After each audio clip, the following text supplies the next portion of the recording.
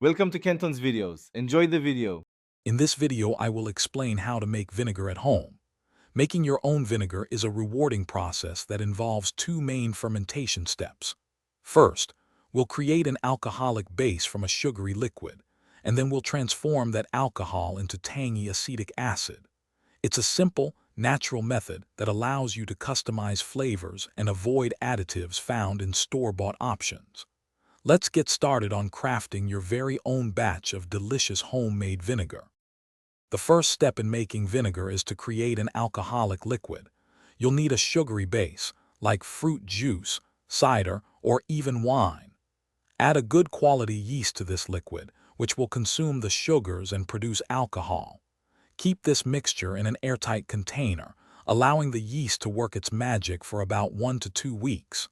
This initial fermentation is crucial for building the foundation of your future vinegar.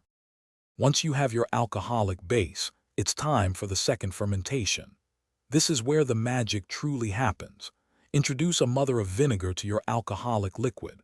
This gelatinous culture, rich in acetic acid bacteria, will convert the alcohol into acetic acid, giving vinegar its characteristic tang.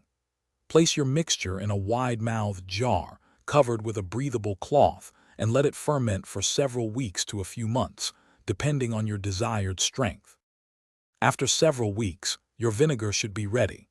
Taste it to ensure it has reached your preferred level of acidity.